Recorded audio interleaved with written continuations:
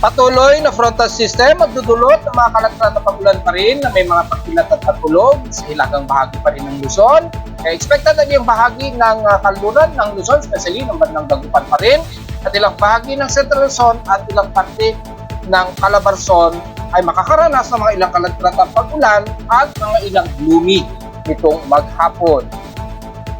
At muling pamumuo ng Near Equatorial Trough ay maaaring magpapaulan muli sa bahagi na silangan ng Mindanao, kung di ngayong araw ay maaaring sa loob ng 48 oras. At asahan ng mga kalat-kalat din na pag-ulan, typically sa kanlurang bahagi ng bansa, pero ang silangan ay patuloy pa rin ang stalis na magdudulot pa rin ng ilang maalisang panahon sa silangan ng Southern Luzon, Visayas at ilang bahagi ng Mindanao. 92W, tuluyan ng nadisod, pero posibleng susunod sa kanya ating tatalakayin.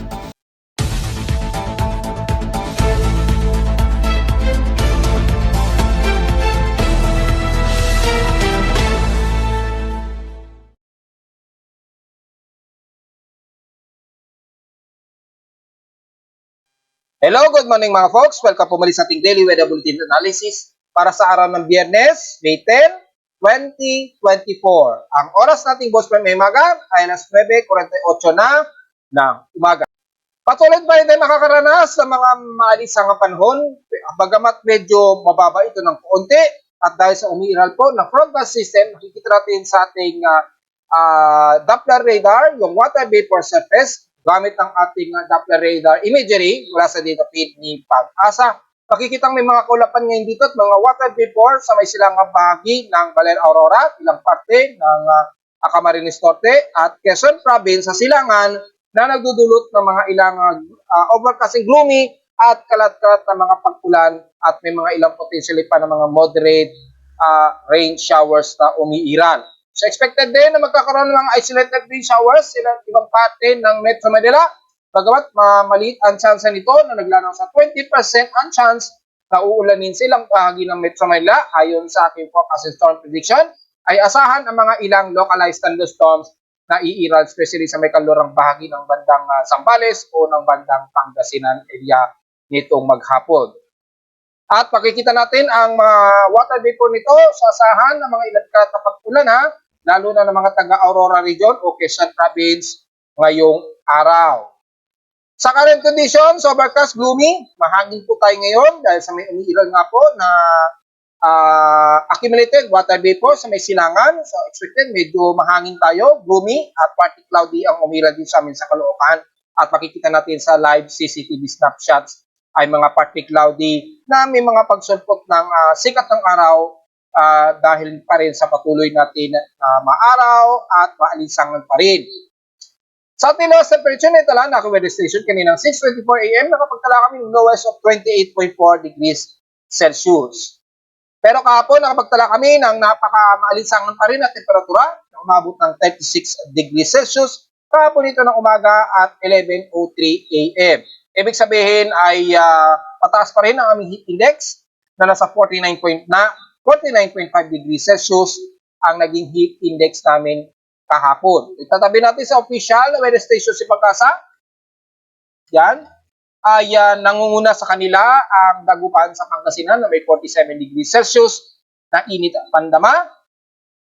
At pumangalawa naman na may mga 46 degrees Celsius na ang bahagi na ito ng Birac at Anduanes. Yan, may 46 degrees Celsius. At pumapangatlo na ang may mga tigong 45 degrees Celsius. Gaya na lamang dito sa Gian, Eastern Samar. And the rest, 44 degrees Celsius na lamang pababa, kabilang na ang Naiya sa Pasay City. So, ibig sabihin lamang, nangunguna kami sa may Caloocan na may nangungunang heat index at halos pumangalawa lamang na may 47 degrees Celsius na init at pandama. Sa ating May 16 in past 24 hours, nangunguna naman sa pinakamataas na temperatura, ay nangunguna sa may pinakamataas na temperatura ang Subic Bay na nasa 38.5 degrees Celsius na nangunguna at Pumangalawa lamang kami sa Caloocan na may 36 degrees Celsius. So nanguna ang Subic Bay na 38.5 degrees Celsius na grabe ang kanilang temperatura. Sa Baguio City ay bahagyang mas bumaba ng 17.8 degrees Celsius na almost stationary pa rin ang lowest temperature sa kanila. At sa Inola naman ang Kasiguran Aurora na may 33 millimeters ang total rainfall sa kanila. Well, dahil nga po sa patuloy na frontal system at asahan mangyayari yan ngayong araw, nakikita-kita po ang mataas na accumulated water vapor dyan pa rin sa bahagi ng Kasiguran at Baler Aurora. Expected dyan. So magdala po ng payong ha. Kami sa Caloocan, umulan lamang kami ng 6.9 mm kahapon. So medyo panandalian lamang pero at least umuulan-ulan na rin po kahit papaano. At sa ating outside humidity, medyo mataas po ang ating relative humidity na nasa 71% at bumaba ito ng 3% since last hour. Mataas ang ating atmospheric pressure at 1,012 hectopascals and steady ito since last hour. So, mapapansin niyo sa ating dashboard ay wala na po, totally inalista po sa aking monitoring alert ang invest na low pressure area na si 92W na nangahulugan lamang na tuluyan na itong dinisolve o na-dissolve na.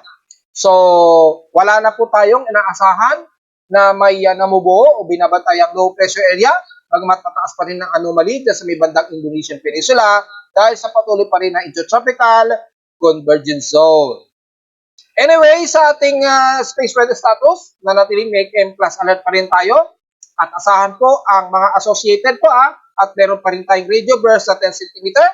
Peak flux umabot ng 300 SFU o solar flux units. Yun yung parang solar flare. At yung ating Penticol noon flux ay 227 solar flare, solar flux units. So expected yung radio nag-indicate kasama ng electromagnetic bursts. Siyempre, kasama yan ng solar flare, manatili yan. So expected ang mga indicating significant radio noise na kasama sa solar flare, natatama. Especially, madedetect yan ng mga LASCO satellites. So, take note yan. At dahil dyan, magkakaroon mga short-lived pa rin na mga interference sa ating mga GPS, mga radars, and satellite transmissions. At na-discuss na nga natin yan na mga nakaraang araw.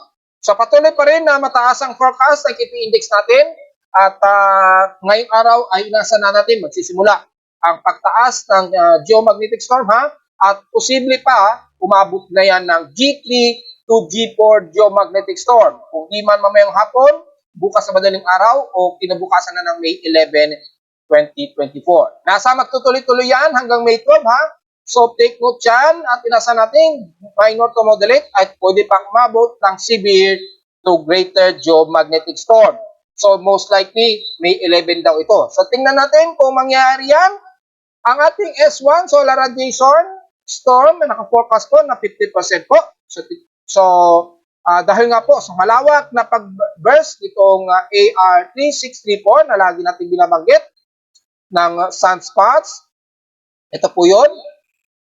Grabe Kung titingnan natin yung sunspot, grabe ang lawak ng pasa nyo, yung AR3668 at 3664. Kaya ang lalawak ng mga geomagnetic activity natin kasabay ng solar radiation dahil napakalawak po.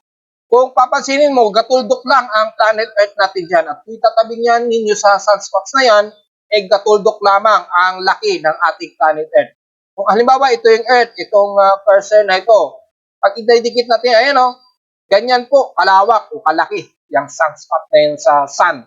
Halos buong Earth, taklob na taklob ng malawak na sunspot na yan. Kaya asahan ang sunod-sunod na solar flare at mga solar wind. At expected natin, nagkaroon pa ng expected na forecast, ayan pwede pang mag-severe, so paghandaan nito mga folks, dahil aabot o posibleng umabot ng AP 8.33, yan. Approximate time, 2 o'clock PM yan, ng May 11, 2024, So, magsisimula yan ng KP7 index, very strong. Yan, mag-a-active muna siya, then strong, then mag-sisevere siya. Naaabot daw ng 8.33. So, tingnan natin yan. Makikita ninyo yan sa aking real-time nowcast index. Yan yung forecast ng posibleng magaganap na solar flare, geomagnetic storm rather. So mag-a-associated yan dahil sa lawak nito ng ng sunspot. So yung sunspot natin, sunspot number at 142, posible pang mas tumaas yan. At since kahapon, nagkaroon tayo ng sunod-sunod na naman ng mga solar X-ray flux at kung bibilangin ninyo ngayon, ay nasa 2, 4, 6, 8.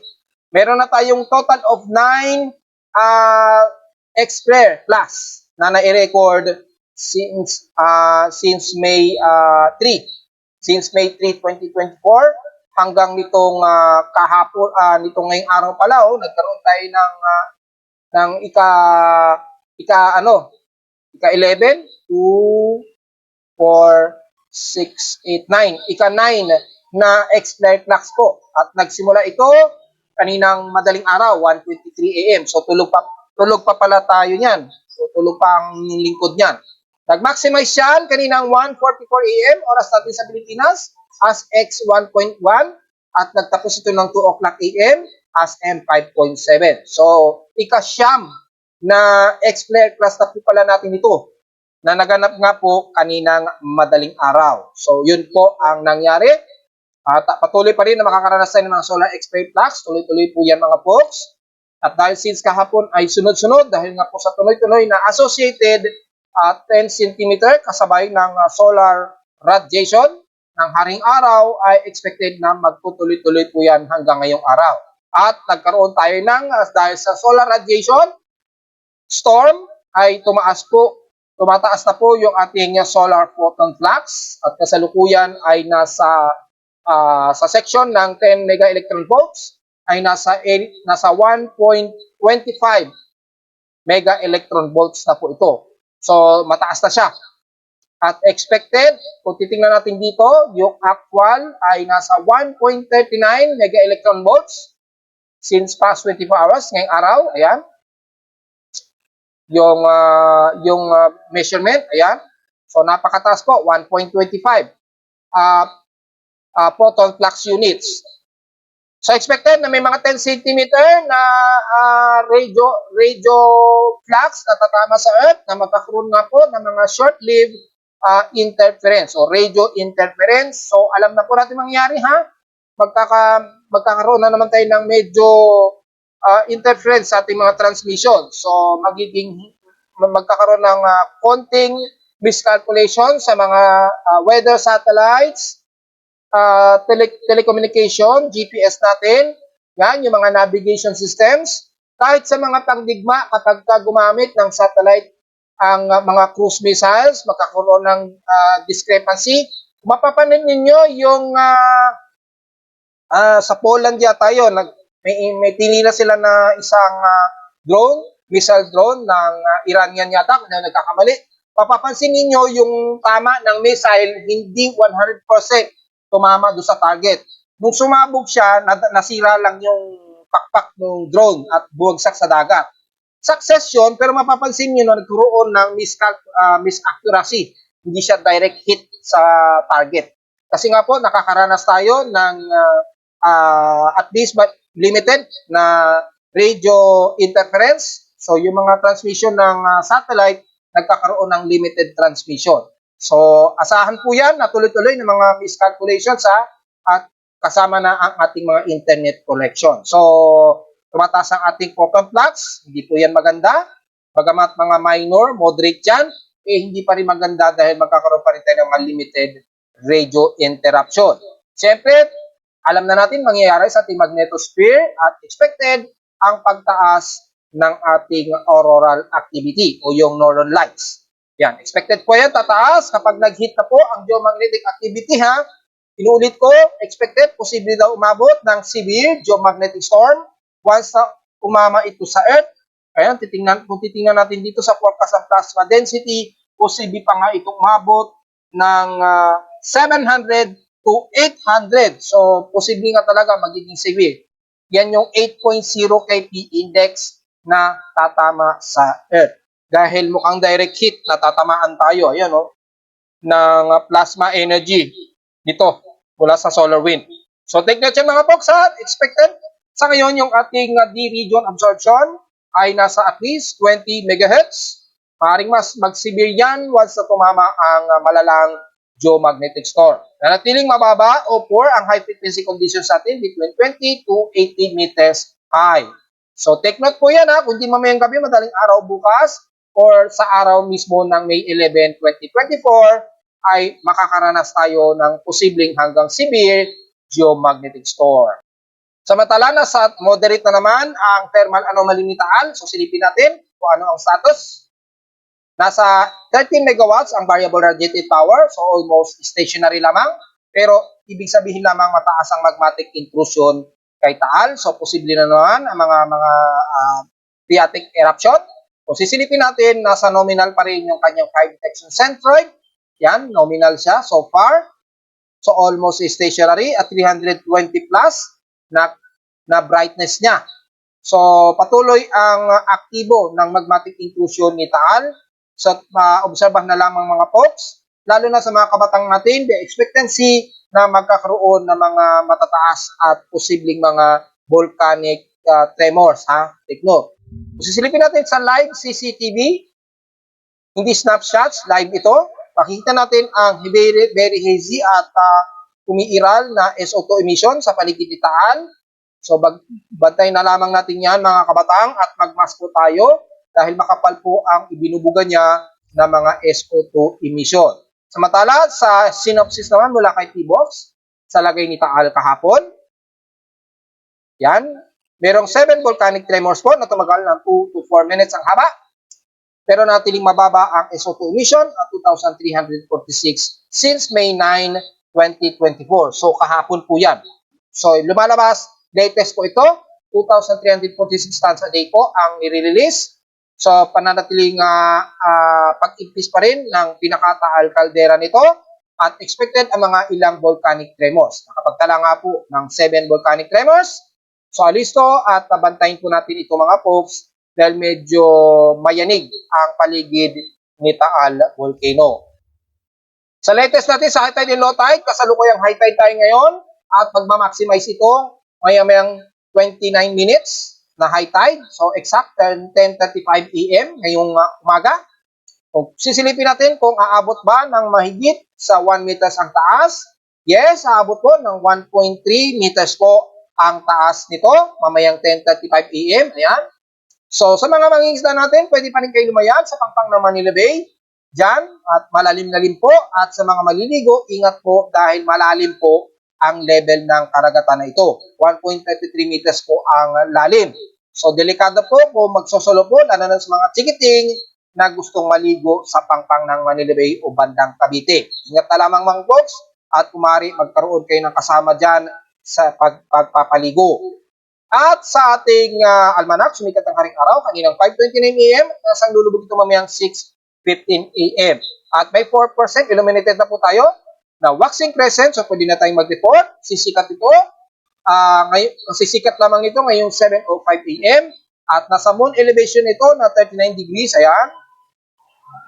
So, bago lumubog ang haring araw, ang buwan ay makikita na yan, yung konting crescent niya kapag nag-moon gazing kayo mamaya bago magtakip silim. Maganda yan.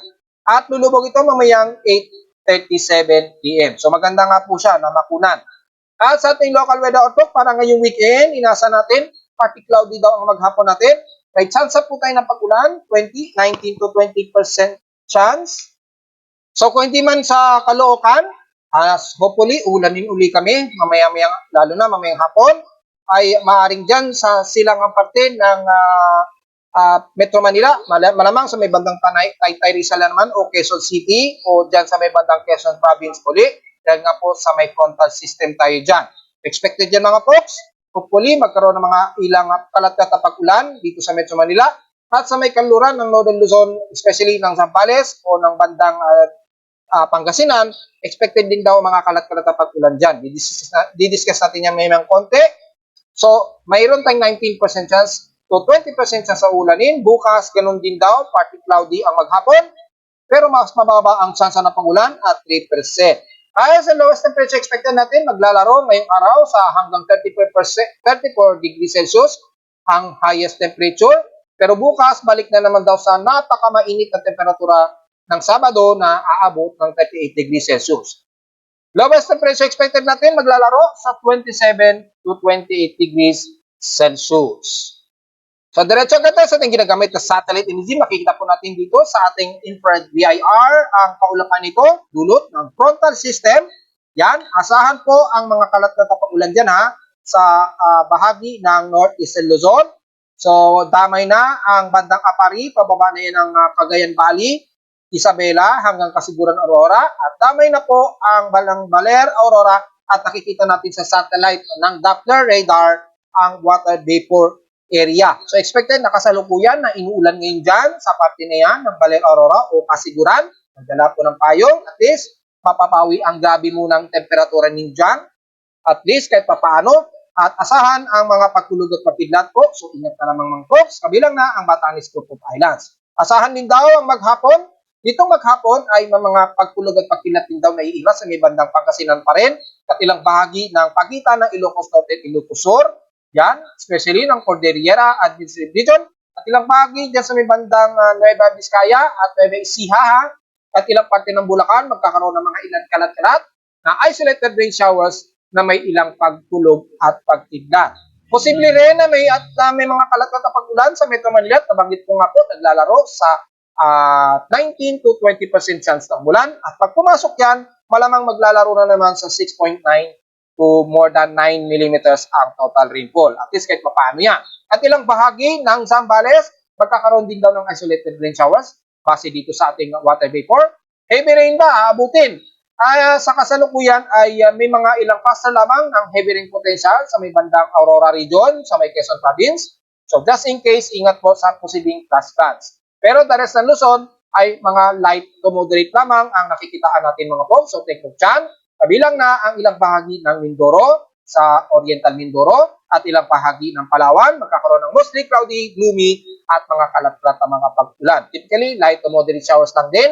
At sa may bahagi ng Bicol Region, typically, Camarines Norte, mas makakaranas sila ng posible pa rin mga light to moderate showers. Pero the rest ng Bicol Region, magiging katamtaman pa rin at maaraw at kalisangan ang inyong panahon dyan nitong maghapon. Pero may forecast din kayo na posible pa rin isolated rain showers nitong mamayang hapon. So take note dyan.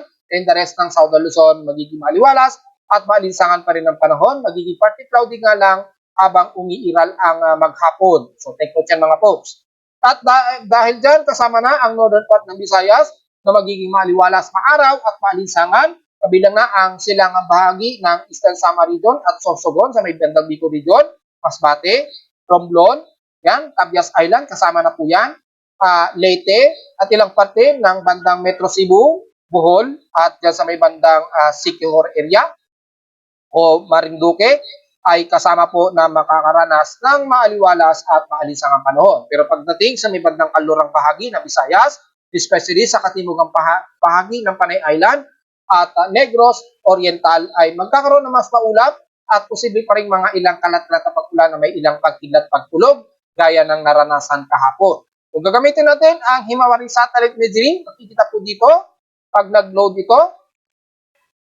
Ayan, kung makikita natin, typically ay posible pa rin ulanin ang parte ng San Jose de Buenavista hanggang San Joaquin at parte ng Iloilo at Guimaras Island. Sa may Negros Oriental naman ay posible ang bahagi ng bandang Kabangkalan, Kawayan, Candini, Sipalay hanggang sa may bandang Basay. Typically, isolated lamang yan na may mga posibleng pagkulog at pagkidlat. Hindi gaya ng mga bahagi ng Palawan na nabanggit po kanina, makakaranas pa rin kayo ng mga ilang light o moderate at posible ka rin mga isolated and localized thunderstorm. So maganda pa yan at magdala na naman ng payong just in case na bigla kayong ulanin bukod sa tinding sikat ng araw. And the rest ng Mindanao area, kasalukuyan ang buong bahagi ng Northern Mindanao, Silangan at buong bandang Davao de Oro, buong Agusan del Sur at Surigao del Norte. Kasalukuyang maalinsangan muna ang iiral din sa inyo dyan at nitong maghapon, magkaroon man ng isolated rain showers, panandali lamang at hindi nagtatagal, kabilang na ang Davao Oriental at Davao del Sur, magiging partly cloudy lamang at mas maalinsangan ang magiging temperatura nyo dyan. Di kagaya din sa bahagi ng Sorsogon, BARMM at Zamboanga Peninsula, magiging partly to mostly cloudy lalo na sa katimugang bahagi ng Zamboanga del Sur, ay naasahan kasalukuyan nakakaranas kayo ng mga ilang light rain showers, pero maaring panandalian lamang yan. So, medyo good news yan para maibsan ang grabing init. Kabilang na ang isla ng Basilan at Hulusulu. Pero the rest ng Zamboanga Peninsula mula Sindangan, papasok na yung Dapitan o Roqueta hanggang Osami City, patuloy pa rin kayo makakaranas ng maalisangang panahon at medyo humid at may mga ilang party cloudy lamang din ang iiral. So most of Mindanao, magiging maaraw at maalisangan ang ating panahon. So wag mo masyadong mag-dehydrate at magbilad sa tinding sikat ng araw. Typically sa hapon, may forecasted naman kayo dyan na uulanin, naglalaro sa at least 30% chance na uulanin, kabilang na ang bandang Sorsogon area pagsapit ng hapon. Sa may silangan kasi, mababa ang tsansa, 13% lamang ang tsansa daw na uulanin. Well, just in case, magdala pa rin kayo ng pananggalang, hindi sa tinding sikat ng araw, kundi sa mga ilang isolated rain showers. Samantala ay totally na-dissolve na po itong C92W. May mga within 12 to 24 hours na lang para yung isang agency na nag-send ng automated tropical cyclone monitoring ay mawawala na rin yan anytime. Medyo active pa sa may satellite imagery kasi magkaiba na to. Ito ay sa Hawaii kasi yung data feed dito at ito ay hindi po sa Hawaii. Sa ngayon, classified pa. Dahil ayaw ipasabi ng agency nito kung ano sila. Yun ang pakiusap sa akin. Pero hindi po ito sa Hawaii, pero parte pa rin sila ng Joint Typhoon Weather Centers. Pero hindi ito sa bandang Hawaii at hindi ito parte ng Joint Typhoon Weather Centers. Isa lamang sila sa mga agency na may active. Ito kasi yung satellite imagery na to na ni-revise ko, ito yung uninterruptible na data feed ng tropical cyclone monitoring. Ito kasi minsan, di ba, napapansin niyo minsan nagloloko ito. Itong sa Hawaii, medyo nagloloko yan minsan. Pero ito daw ay uninterruptible. Hindi daw talaga nagloloko yan. So, ang tawag dito, error-free or shutdown-free daw ang kanilang data feed. So, tingnan natin. Hopefully, maganda ang magiging performance. Kaya makikita ninyo, iba yung output ng data dito sa atin sa satellite imagery. Pero halos pagkapareho lang naman sila ng data ng Hawaii. Sa Hawaii kasi mas advanced sila ng konti dahil mas ahead sila ng ilang oras. Hindi kumpara dito. Medyo konting late sila ng ilang minuto yata, 30 minutes or something.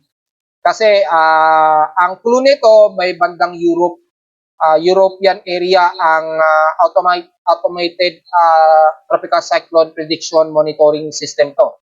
So may pating bandang Europe sila, ito naman sa US kasi, sa Hawaii. So nauna nang dinisolve ng Hawaii ang monitoring kay 92W. So ito medyo aktibo pa siya. Pero considering dissolve na po yan, once na nag-dissolve na po ang Hawaii na automated tropical cyclone prediction monitoring, so automatic, susunod na rin po itong nasa satellite imagery natin na binabantayan. Malabo na po kasi talaga. Since kahapon pa, malabo na talagang maging isang active low pressure yan. At nabanggit na nga po natin yan kahapon sa Facebook page. So since wala tayong inaasahan, namin monitor muna na anumang sama ng panahon sa loob at labas ng ating Philippine Area of Responsibility, ay kung titingnan natin sa ating Tropical Cyclone Assessment Monitoring ay halos scattered na nga po. Bagamat active pa rin, at least nasa 40 to 50% ang kapiranggot na ito, pero hindi na sa significant na articulated o yung pino ang circulation niya. Malamang dahil sa nasa loob siya ng Intertropical Convergence Line sa Indonesian Peninsula, kaya mataas po at mas mababa ang atmospheric pressure diyan. Pero yung cyclonic circulation niya o dulot ng Coriolis ay hindi na masyado pulido. So, hindi na consider yan as threat na tropical cyclone probability development.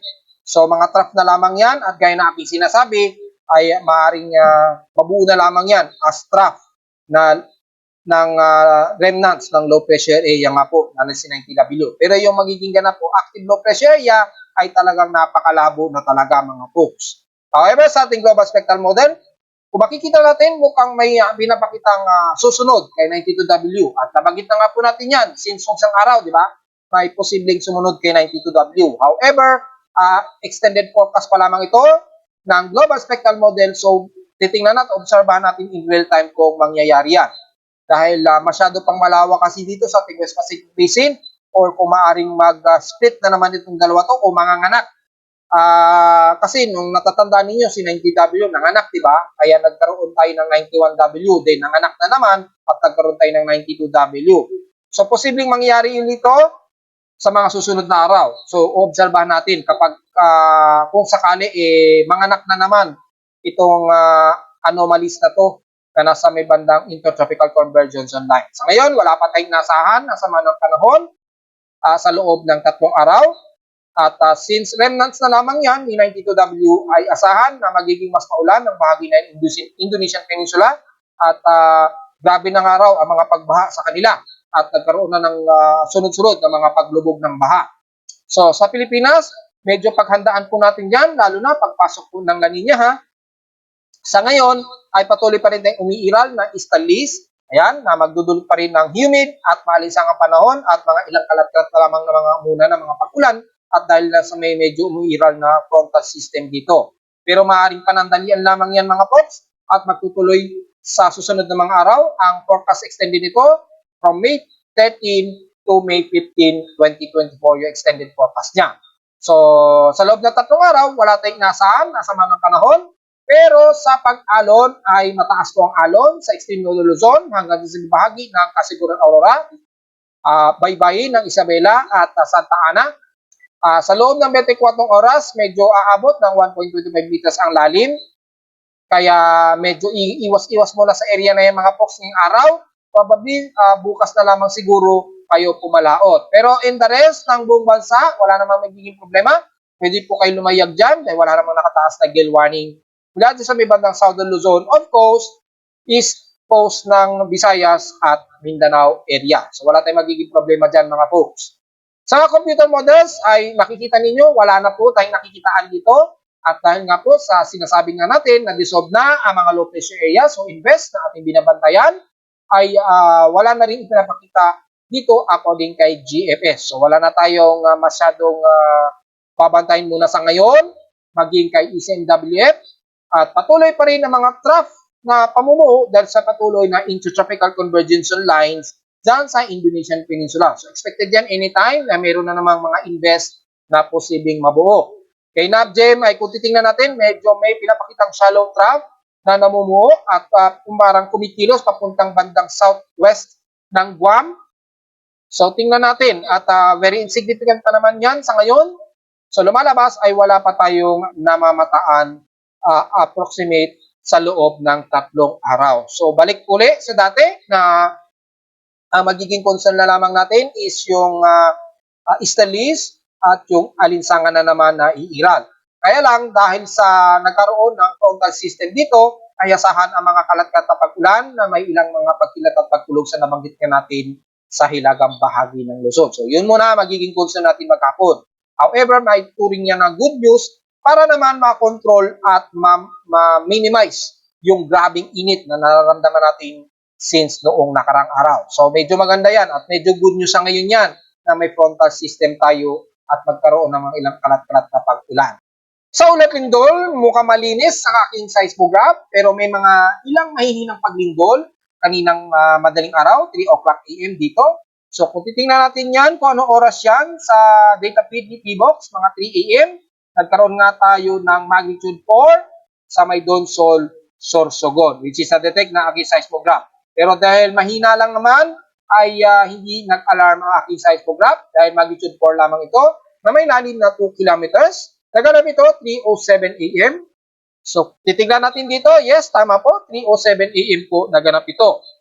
So, sa Donsol, southwest ng Donsol, Sorsogon po naganap ito kaninang madaling araw. So, yun lang po ang nai-record na magnitude 4 and so far wala namang sumunod na magnitude 4.0 pataas pero marami-rami na rin ang mga paglindol na nai-record. Kung titingnan natin ang total earthquakes natin ngayong umaga, kasalukuyan na nire-report natin ito ay since buong May ay meron na tayong total of 390 total earthquakes. 375 dito is magnitude 2.0 pataas.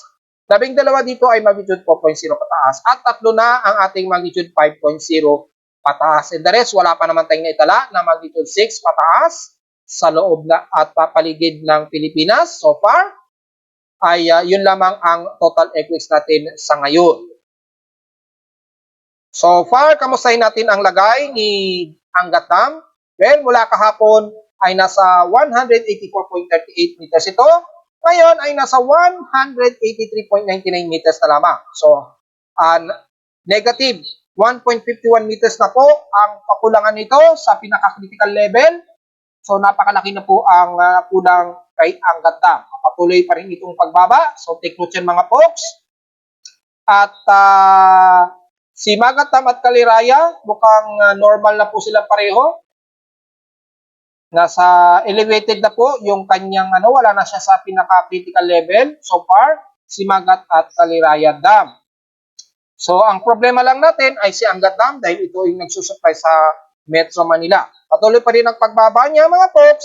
So, hindi pa rin magandang balita ito mga folks. Kung titingnan natin, patuloy pa rin ang pagdausdos nito mula kahapon at hanggang ngayong araw. So, patuloy pa rin ang pagdausdos ng Angat Dam ha. Patuloy pa rin itong bumababa mula sa pinaka-critical level na 185.5 meters. So, kahapon, 184.38. Ngayon ay 183.99 meters na lamang mga folks. So, patuloy pong bumababa at expected magkakaroon na ng mga rotational cut-off sa supply ng tubig. Possible yan anytime. Di lang natin alam kung kailan yan i-declare ni Nawasa. Pero, kung di ako nagkakamali, may mga ilang barangay na ata sa Metro Manila at nagkakaroon na raw ng cut-off sa supply ng tubig. Well, kamustahin naman natin yung drought status natin sa bansa. Patuloy pa rin na nasa extreme yung classification ng drought since May 7, 2024. Apektado pa rin ang buong kanlurang bahagi ng bansa at ilang bahagi sa central ng Southern Luzon at Bicol region at bandang buong kanluran at sentro ng Visayas area. Nangangulag naman na napakataas pa rin ng ating extreme ng drought intensity. Damay na ang kanluran, sentro ng Visayas at bahagi ng buong Sorsogon area at yan sa bahagi ng Northern Mindanao. So mataas pa rin ang ating drought classification since nitong May 7 at May 8 yung pinaka-update latest nito. At nanatiling way below normal pa rin ang ating total rainfall sa bansa. Pero kung sa monthly rainfall stock natin ay at least medyo nagkakaroon na ng normal o below normal ang level din sa may bandang Mindanao area. Sa Luzon naman, kakaunti lamang, lalo na sa may bandang sentro nito, bandang Baguio o Benguet at ilang bahagi ng Cagayan Valley. Pero way below normal pa rin ito. O below normal. So, generally, ang buong bansa, halos way below normal pa rin ang level ng ulan sa bansa. Pero kung titingnan natin o pagbabasin natin ang national rainfall averages natin, hindi yan. National rainfall and averages, ayan, since May 1 to 8, ay nanatiling way below normal pa rin. May mga ilang near normal daw sa may bahagi ng Central Luzon. Ayan, according dito sa data feed ni Pag-asa at ilang bahagi dyan sa may bandang Sorsogon area nga po. So, kapiranggot lamang at halos near normal lamang ang pinakamataas nito. Pero the rest, nananatiling way below normal pa rin. So, yun nga. Tama nga ang ating analysis sa ating vegetation and drought. Ay yung total natin na monthly stock ay ilang portion lamang din sa may bandang Central Luzon at bandang Benguet. Medyo normal ang total rainfall at ilang bahagi nga po sa may Mindanao area. Pero the rest, patuloy pa rin ang napaka-way below normal ang pag-ulan. So kulang na kulang pa rin tayo sa mga pag-ulan nitong unang linggo ng May. At narito naman ating 3-day weather forecast para sa araw ng Biyernes, May 10, 2024.